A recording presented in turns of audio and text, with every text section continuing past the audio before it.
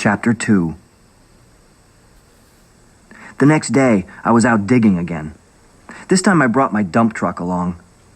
I shoveled dirt into the dump truck, then I drove the truck over to the flower bed and dumped dirt onto a purple pansy until I buried it. In the meantime, my little sister Abby was picking worms out of my shovelfuls of dirt. She was having worm races. It surprised me to see a girl not afraid to pick up worms, but she was only 4 then, so I figured she was too young to know better. I figured in a little while she'd become a regular girl and scream if she ever touched anything slimy or crawly.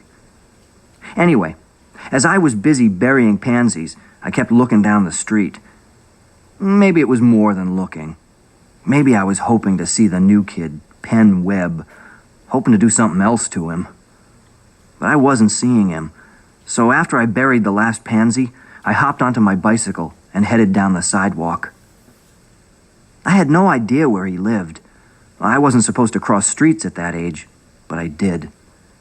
Pretty soon the houses and the yards were smaller. I made a U-turn. I was heading back when I heard his voice. "Murgatroyd!" He was running toward me. He wore a new button. He seemed all happy to see me, which made no sense. "My name's not Murgatroyd," I told him. He gawked at me. "No?" "No, it's Humphrey." He grinned. "Ah, you were tricking me, huh?" "Yeah," I said. "I'm a real tricker. But I'm not tricking you now. My name really is Humphrey." He nodded and snapped his hand out. "Okay, nice to meet you, Humphrey. I'm still Penn Webb." I stuck out my hand, but when he went to shake it, I snatched it away. I poked his forehead with my finger. "Ha ha, tricked you again." He laughed. "Want to see my turtle?" "No," I said. I pointed at the new button. I could tell it only had one word. "What's it say?" "Peace," he said. "Peace," I snickered. "What kind of junk is that to say on a button?" I pretended to reach for the button. His hand shot up to cover it. "Ha," I laughed. "Tricked you." His hand went away. He stepped closer to me. Crazy as it sounds, I got the feeling that he was inviting me to snatch this second button if I wanted. So I did. I plucked it off his shirt. But there was no hole this time to dump it in. I thought of pinning it on myself, but what did I want with a button that said peace? So I gave it back to him. "Where's your house?" I said. He pointed right behind him. "There." I couldn't believe it. "Who are you tricking?" I said. "That's no house. That's a garage." He looked at the place, looked at me.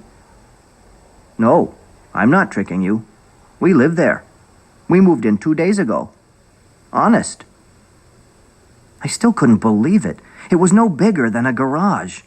In fact, I found out since then that it really was a garage once, until somebody changed it into the world's dinkiest house. An old man came out of the place. He waved at us, called, "Hello, boys," and went around back. "Your grandfather lives with you?" I said. The kid giggled. "That's my father." "Your father? That guy has white hair." "Sure. He's 51 years old. He's 5 years older than my mother. I was a late baby." I know. "I was a happy little surprise, too." "Huh?" "I was. My mother and father thought they could never have any babies. And then all of a sudden, poof!" He threw his hands in the air. "I came along. They called me their happy little surprise." I was ready to give him a 2-finger surprise up his nose if he didn't cut out all this baby doodle. Seeing the white-haired old guy, father or whatever, made me remember something from the day before. "Who did you say you got your name from?" "My great-grandfather. He named me after the Penn Relays. Not many children have a great-grandfather. My dad says I'm really lucky. Want to see my turtle now?" "No," I said. I'm lucky, too. Really? Do you have a great-grandfather? No. I have a great-great-grandfather. His eyes rolled, his head wobbled. Wow, you are lucky. He's 115 years old. His head almost wobbled off. Yikes! He staggered backward across his front yard, which was the size of a bathroom mat, and flopped onto his back. 115! I could tell this moron anything.